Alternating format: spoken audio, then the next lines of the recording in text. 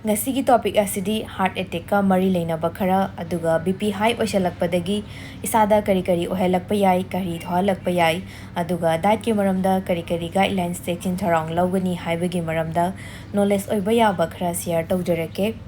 BP wangkhalakpa blood pressure wangkhalakpa haibasi yamna chauna risk factor lei heart ki problem ohelakpa heart ki disease mayam narakpa heart attack coronary heart disease laina makhal mayam ama thohalakpa yai BP wangkhalakpana akoigi endothelium cell singse damage oirakpa blood vessel gi wall sing kaidarakpa manghalakpa aigi organ singda attack tawrei aigi isada yawriba kana organ mayam sida manghalakpa asokpa kya ohelei akoigi diabetes leiraga mid problem leirakpa retinopathy sigumba sisu mari leinai aduga renal insufficiency haibadi akoigi kidney gumbagi problem leirakpa kidney gi mathau fazana tawraktaba kidney da filter fazana ngamdaba sigumba problem sing yamna ohelei BP high oikhalakpa wangkhalakpagi mari leinaba risk singda overweight am oirakpa height ka weight ka chana daba aigi ideal weight oidana arumbagi changna dum hengatpa sigi problem sing degi thohalakpa yai insulin resistant aigi insulin mathau fazana tawraktaba glucose intolerance energy piraga mathau tawrakadabdu lepa agadi sugar wangkhalakpa BP wangkhalakpa sigasu mari leinai aduga yamna common oriba hujiki high risk ta cigarette smoking yam tawrigai aigi endothelium cell sing damage orei organ sing kaidarei aduga akoigi good cholesterol na aigi sada yawriba sing se mathau tawhannana suppress tawraga thamme aduga fattaba cholesterol bad cholesterol mayam se hengat halei koina cigarette smoking yam toina tawragadi aduna aina suggestion oina haijaningbadi ahanbada doctor fazana consult tawbiyo doctor tanaraga ai hidak charagadi lifetime oina adum pusi chupagi hidak charani na kiraga leiragadi yaroi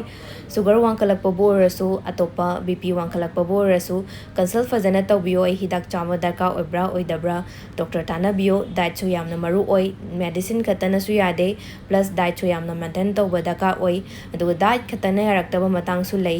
aigi akoigi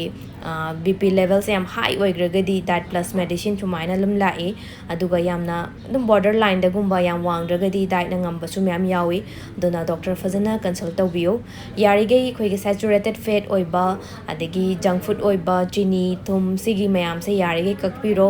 aisa healthy oina leningagadi khoigi BP wangba khatan natana yarigei saturated fat oiba yamna khoigi red meat kumba pork beef sigumba diet khoigi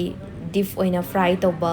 thau yam lupaga tawba sigumba poching se yarigei toina chabigano yam tangna occasionally season nabiyo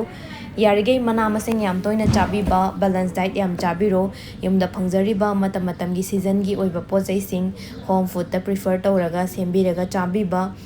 ising fazana thakpiyo yarigei summer bu orasu winter bu orasu ising thakpagi aigi weight ki matungina chang fazana dum thakpiro time management fazana tawbiyo matam khaidoga aina phangiba matamduda tawbiyo mi khudimak loina mathabak chinabane adubo aina matam khitang kaithokpiragadi aigi health ki sukhanbiyo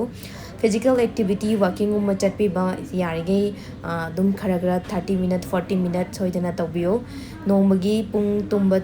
6 to 7 hours adum soidana tumnaba hona biba loisalakpada heart attack borasu BP high isagi anaba problem sing laktringai mamangda hana isa fahalaga thambiba